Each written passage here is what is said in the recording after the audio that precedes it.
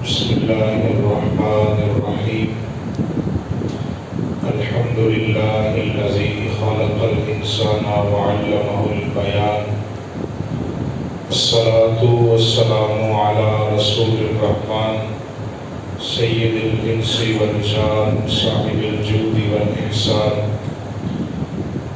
سيدنا ومولانا محمد المبعوث بخير الملل والأديان وعلى آله وأصحابه بدور الإيمان. أما بعد فأعوذ بالله من الشيطان الرجيم. بسم الله الرحمن الرحيم. يا أيها الذين آمنوا اتقوا الله وكونوا مع الصادقين. صدق الله مولانا العظيم وصدق رسوله النبي الكريم ونحن على ذلك من الشاهدين والشاكرين والحمد لله رب العالمين. يا رسول الله انظر حالنا، يا حبيب الله اسمع قالنا، إننا في بحر من مغرق غزيت ساحل لنا أشكالنا. مولاي صل وسلم دائما أبدا على حبيبك خير الخلق كلهم منزه عن شريك في محاسنه فجوهر الحسن فيه غير منقسم. فاق النبيين في خلق وفي خلق ولم يضاهوه في علم ولا كرم. ثم الرضا عن أبي بكر وعن عمر وعن علي وعن عثمان ذي الكرم. يا رب بالمصطفى بلغ مقاصدنا واغفر لنا ما مضى يا واسع الكرم. اللهم رب صل وسلم دائما ابدا على حبيبك خير الخلق كلهم. رب اشرح لي صدري ويسر لي امري واحلل عقدة من لساني يفقهوا قولي. تمام حمد و ثنا اس ذات کے لیے جو وحدہ لا شریک ہے، جس کے علاوہ کوئی عبادت کے لائق نہیں، وہ واجب الوجود ہے، باقی ہر شے ممکن الوجود ہے، وہ بے نیاز ہے، باقی ہر شے اس کی نیاز مند ہے. اس نے انسان کو زندگی گزارنے کے لیے بے شمار نعمتیں عطا کی ہیں. اس کی عطا کی ہوئی نعمتوں میں سب سے بڑی نعمت وجود مصطفیٰ ہے. بے شمار درود و سلام اس ہستی پاک پہ جو ہمارے درود کے محتاج نہیں، بلکہ اللہ اس کے فرشتے ہم پہ ہر وقت درود و سلام بھیج رہے ہیں. حضور کی آل پر، حضور کے اصحاب پر، آپ کے اجداد پر، آپ کی ازواج پر، آپ کی امت کے تمام اولیاء پر اللہ بے شمار رحمتوں کا نزول فرمائے. دنیا میں ہمیں ان کے نقش قدم پہ چلنے کی اور آخرت میں ہمیں ان صالحین کی سنگت نصیب فرمائے. ماہ سفر شریف کا یہ تیسرا جمعۃ المبارک ہے. ماہ سفر کی مناسبت سے ہی نسبت کے حوالے سے کچھ معروضات آپ کی خدمت میں عرض کروں گا. یہ بات ایک مسلمہ حقیقت ہے کہ نسبت کا قسمت کے ساتھ بڑا گہرا تعلق ہے. جیسی نسبت ہوتی ہے ویسی قسمت بنتی ہے، اور جس کی سنگت میں بندہ رہتا ہو اس کی رنگت بھی بندے پہ چڑھتی ہے. صحبت بندے کی زندگی کو تبدیل کرتی ہے. اب وہ صحبت جیسی ہے ویسا اس پہ رنگ بھی چڑھے گا. اگر صحبت کسی نیک بندے کی ہے تو یقیناً اثر بھی نیکی والا آئے گا، اور اگر وہ صحبت کسی بد کی ہو تو اثر بھی اسی طرح کا آئے گا. جو بھی چیز ہے اگر آپ اس کے اوپر تھوڑی سی توجہ کریں اور نسبت کو دیکھیں کہ نسبت چاہے کوئی چھوٹی چیز ہے، اگر اس کی نسبت کسی اعلیٰ چیز کے ساتھ ہو تو وہ چھوٹی چیز بڑی چیز کے ساتھ منسوب ہو جانے کی وجہ سے چھوٹی نہیں رہتی، بلکہ اس کا مرتبہ بھی بلند ہو جاتا ہے. قرآن کریم برہان رشید اللہ کا مقدس کلام ہے، نایاب کتاب ہے. اگر قرآن کے اس نسخے پہ غور کریں کہ قرآن پڑھنے کے لیے، اسے دیکھنے کے لیے، اس کی زیارت کے لیے جب کوئی انسان قرآن کو کھولتا ہے، عموماً قرآن کریم کے اوپر ایک غلاف نما کپڑا لگا ہوتا ہے۔ یہ کپڑا بنا بھی ایک فیکٹری میں، ایک مل سے یہ تیار کیا گیا ہے۔ اسی تھان میں سے جس سے یہ کپڑا قرآن کا غلاف بنا اور دوسرے سے بندے کا اپنا لباس بنا۔ بنانے والا کارخانہ بھی ایک، کاریگر بھی ایک، دکاندار بھی ایک، لیکن جس کا تعلق لباس بندے نے بنایا اپنے بدن کا، اس کا مقام اور ہے، اور جو قرآن کے غلاف کی صورت میں قرآن کی زینت بنا، اس کا مقام اور ہے۔ یہ ہے نسبت۔ جو کپڑا ایک عام انسان نے پہنا تھا، اگر وہی کپڑا، میری بات سنیں، اگر وہی کپڑا انسان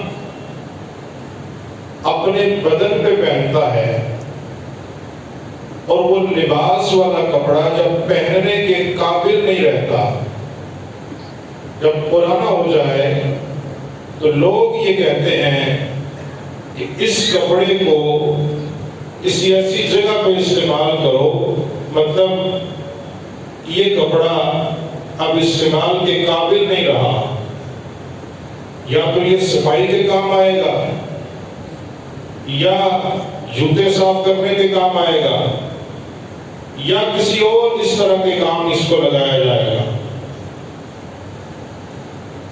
یہ ایک عام انسان کا لباس ہے۔ جب تک اسے پہننا تھا، استعمال کرنا تھا، یہ استعمال ہو گیا۔ جب یہ استعمال کے قابل نہ رہا تو اس کو اتارا بھی گیا، صفائی کے کام لگایا گیا، گھر سے نکالا بھی گیا، کسی جگہ پہ پھینکا بھی گیا۔ اسی تھان میں سے وہ کپڑا بھی لیا گیا جو قرآن کا غلاف بنا۔ جب تک یہ قرآن کا غلاف ہے تو مقام یہ ہے کہ جو بھی قرآن پڑھنا چاہے گا، قرآن کو دیکھنا چاہے گا، قرآن کی زیارت کرنا چاہے گا، جس طرح وہ قرآن سے محبت کرتا ہے، قرآن کے لفظوں تک، قرآن کے پاروں تک وہ بعد میں پہنچے گا، پہلے اس کپڑے کو چوما جائے گا جو قرآن کا غلاف بنا۔ اب سوال یہ بنتا ہے، کپڑا وہ بھی تھا، کپڑا یہ بھی ہے، استعمال وہ بھی ہوا، استعمال یہ بھی ہوا، اس کا وہ مقام نہیں، اسے گھر سے نکالا بھی گیا، صفائی کے کام لگایا بھی گیا، گھر سے نکال دیا گیا۔ اس کپڑے کو یہ شان کیوں ملی؟ ایک ہی جواب آئے گا، اس کی نسبت اللہ کے قرآن کے ساتھ ہو گئی ہے۔ اب اس کے بیک گراؤنڈ کو نہیں دیکھا جا رہا کہ یہ بنایا کس نے، یہ آیا کہاں سے، یہ یہاں تک پہنچا کیسے، بلکہ دیکھا یہ جا رہا ہے کہ اس کی نسبت خدا کے کلام کے ساتھ ہے۔ تو جس طرح اللہ کے کلام کی عزت ہے، اسی طرح کلام کے لباس کی بھی عزت ہوگی۔ جملہ یہ بولنا چاہتا ہوں، اگر کوئی کپڑا خدا کے کلام کے ساتھ ملے، اس کی شان یہ ہے کہ اسے چوما جاتا ہے۔ تو جس کا تعلق نبیوں کے تاجدار کے ساتھ ہو جائے، اس کا احترام بھی لازم ہے، اس کا ادب بھی واجب امت پہ ہو جایا کرتا ہے۔ نعرہ تکبیر، نعرہ رسالت، نعرہ حیدری، عظمت شان مصطفیٰ۔ درود پڑھیے، الصلاۃ والسلام علیک یا سیدی یا رسول اللہ وعلی آلہ و اصحابہ یا سیدی یا حبیب اللہ۔ درود شریف ایک دو منٹ آپ نے بلند آواز سے پڑھنا ہے، سارے پڑھیں۔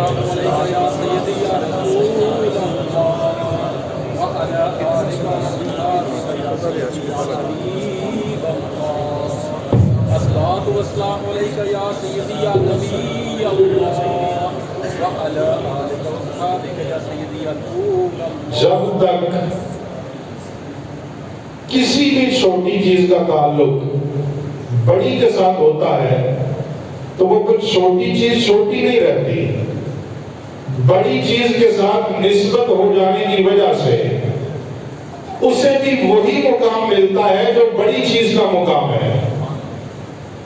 جب تک یہ کپڑا قرآن کا غلاف ہے اس کپڑے کی بھی ویسی ہی عزت کی جائے گی جیسی قرآن کی جا رہی ہے، اور اگر قرآن سے اتر بھی جائے، استعمال کے قابل نہ رہے، تو پھر پڑھے لکھے بندے بتائیں گے کہ اس کو کسی عام جگہ پہ نہیں پھینکنا، کسی کے پاؤں کے نیچے نہ آئے، جہاں پہ قرآن کے اوراق مقدس رکھے جاتے ہیں کسی اونچی جگہ پہ رکھنا۔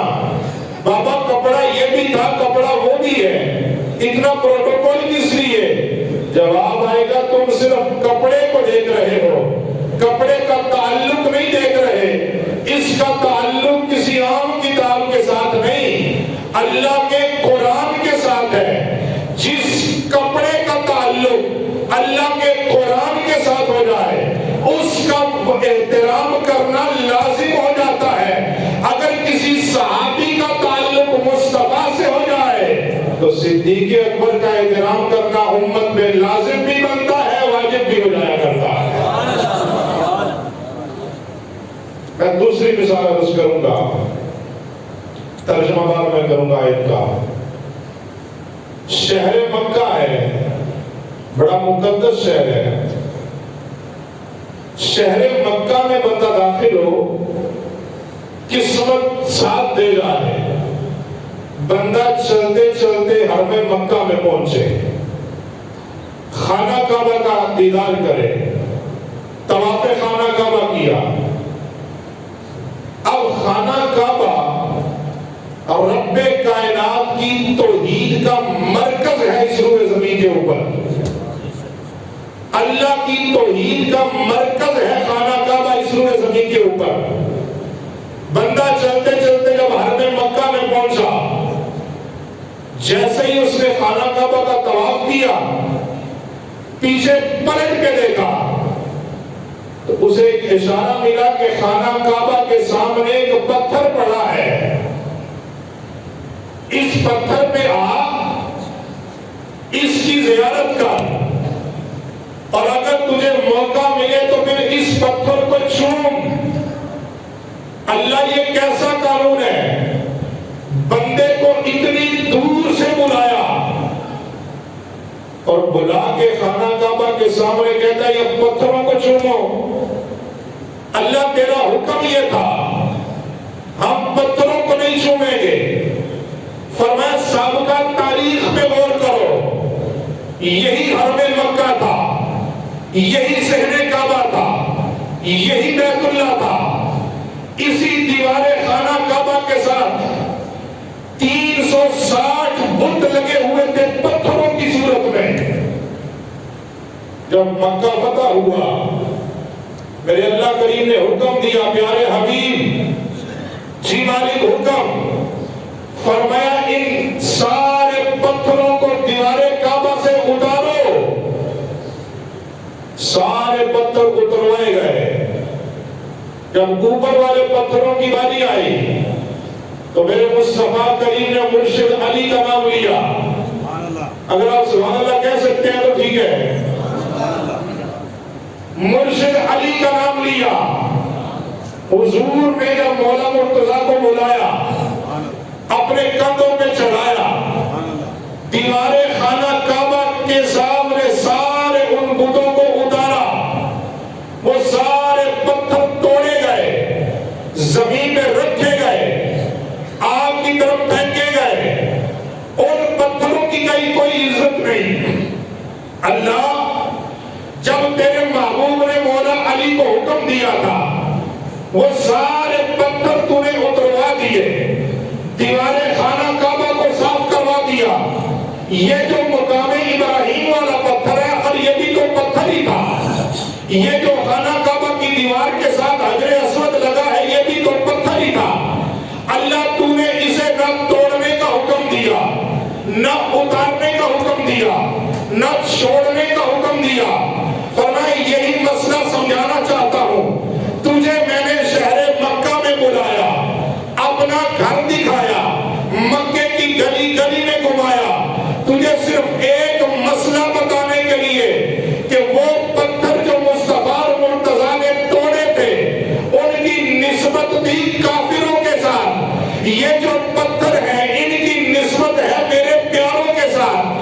وہ جو پتھر دیوار خانہ کعبہ کے ساتھ لگائے گئے تھے ان پتھروں کو پوجا جاتا تھا, ان پتھروں کو چھونا جاتا ہے.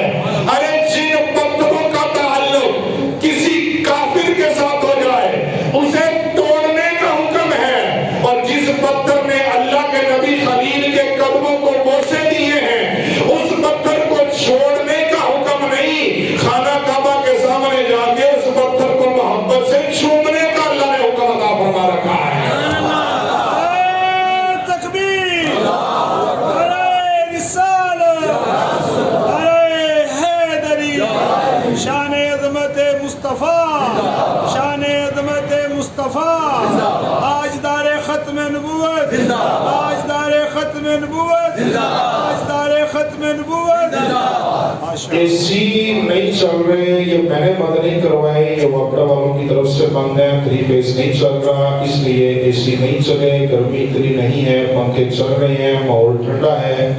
آپ کی سبحان اللہ بھی اسی طرح کی ٹھنڈی ہے. بلند آواز سے کہیں سبحان اللہ. اور ہم بولیں گے تو میں بولوں گا, ورنہ میرا بولنے کا ارادہ ویسے آج نہیں تھا. نعرہ لگاؤ جی ذرا. نعرہ تکبیر, نعرہ رسالت, نعرہ حیدری, نعرہ تحقیق. ماشاءاللہ ماشاءاللہ ماشاءاللہ. پتھر وہ بھی تھے, پتھر یہ بھی ہیں, سبحان اللہ. انہیں توڑا گیا, انہیں چھوڑا گیا, انہیں خانہ کعبہ کی دیواروں سے اتارا گیا.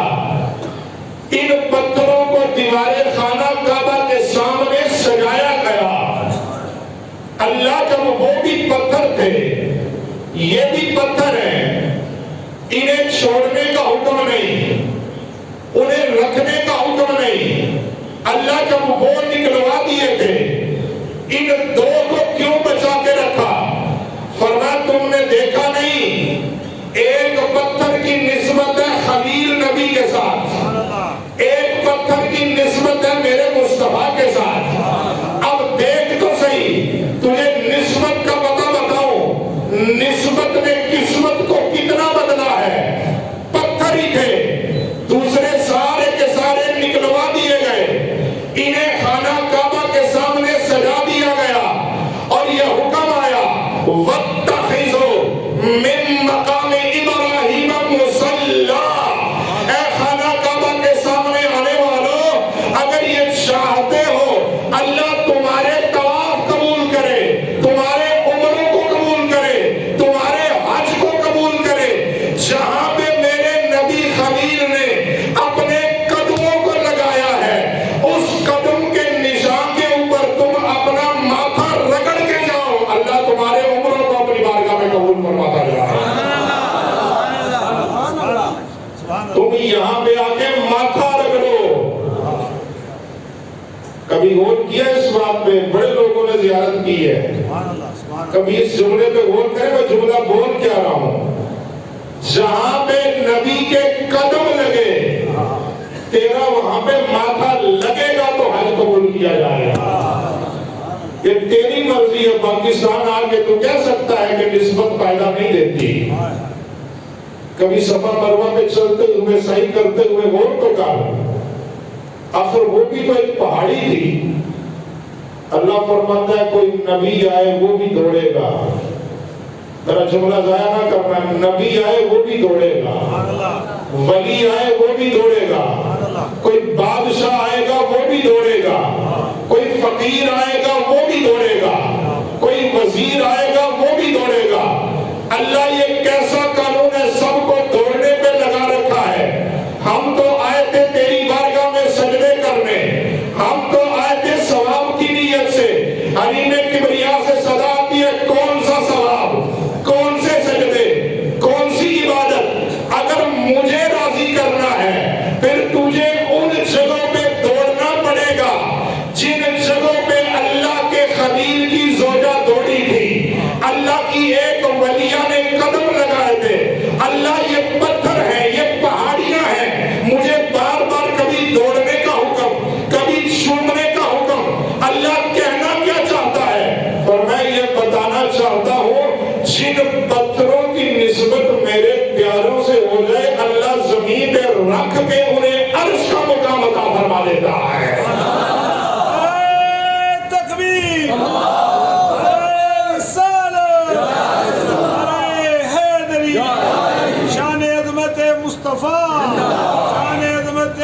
مصطفیٰ ماشاءاللہ آئیے ماشاءاللہ ایک محبت کی داستان چند منٹوں میں عرض کر کے اپنا موضوع سمیٹوں گا اور آئندہ جمعہ المبارک اسی موضوع پہ عرض کروں گا۔